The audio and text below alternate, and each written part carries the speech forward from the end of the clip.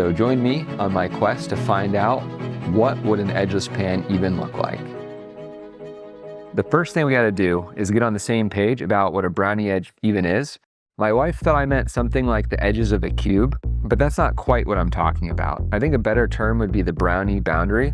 Basically the outer surface of the brownie, especially where it's touching the pan, which tends to be the chewier, tough part. But I think if you started asking for the boundary of the brownies, people would probably think there's something wrong with you, so we're just gonna call them edges. And the reason the edges are tougher is because of heat transfer.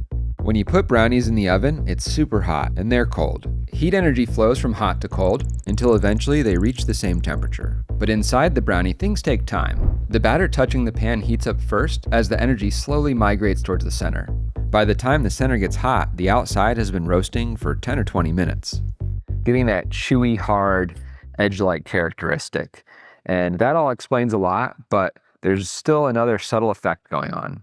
Imagine we had a bit of brownie between two plates. It would heat up extra fast and get burned. And the corner of the pan is very similar. We have energy coming in from two sides, which heats up this area faster, making the corners of the pan the most overcooked parts. So, as is usually the case, my wife is right. The brownie edges are the edge of a cube. Which leads to the obvious question, what if we made a pan with no corners? It should be easy. A cube without corners is a sphere. So let's see if it works.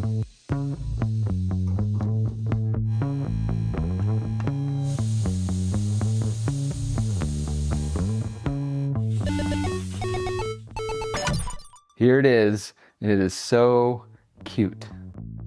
Brownies expand when they're cooking, and I really don't want this thing blowing apart, which is why there's these screws. Having to bolt your brownie pan together isn't the most user-friendly design, but it's a prototype. You fill it through this tapered hole in the top, which perfectly fits a catheter syringe. I think a suppository syringe would be more appropriate, but this is just what I had. Let's see if it works.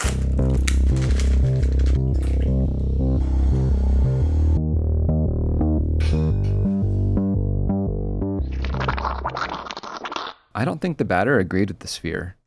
I think it may have overfilled this a little bit, but it's good. It means the brownie totally filled the sphere, which is what we're going for.